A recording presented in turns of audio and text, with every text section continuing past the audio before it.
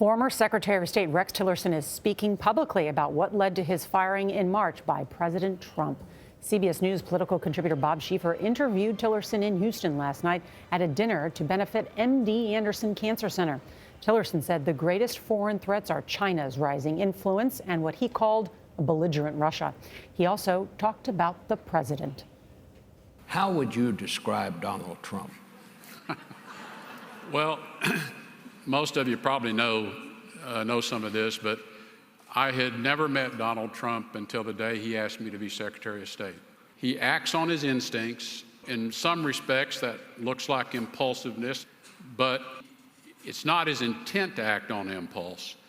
I think he really is trying to act on his instincts. It was challenging for me, coming from the disciplined, highly process-oriented ExxonMobil Corporation, to go to work for a man who is pretty undisciplined, doesn't like to read, doesn't read briefing reports, doesn't like to get into the details of a lot of things, but rather just kind of says, look, this is what I believe, and you can try to convince me otherwise, but most of the time you're not going to do that. How did your relationship go off the rails?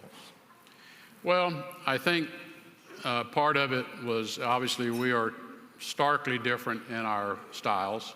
We did not have a common value system. When the president would say, well, here's what I want to do, and here's how I want to do it. And I'd have to say to him, well, Mr. President, I understand what you want to do, but you can't do it that way. It violates the law. It violates a treaty. You know, he got really frustrated. I didn't know how to conduct my affairs with him any other way than in a very straightforward fashion.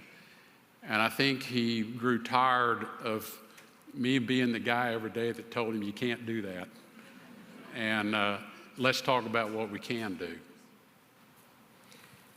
That's very, very interesting. Well, it is.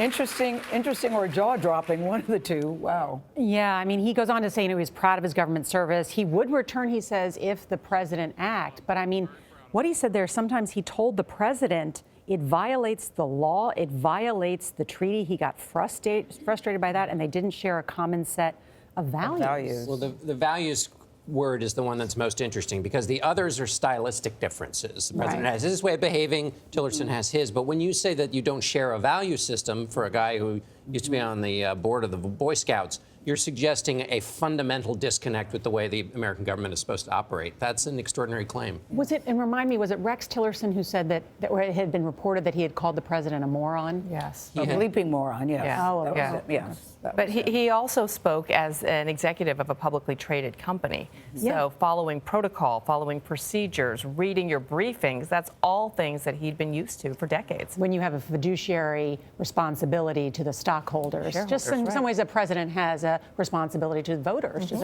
a larger democracy. Fascinating here to talk so candidly. I do wonder, did he know that he was being recorded? He must have. Yeah. He must did have known know. I that. talked to Bob beforehand. You did, okay. He knew that this was going to be his first public comments. Interesting, the reading your brief, knowing the details, asking questions, all that are attributes that were all ascribed to George Herbert Walker Bush over the last 5 days, just in that Reminder. context.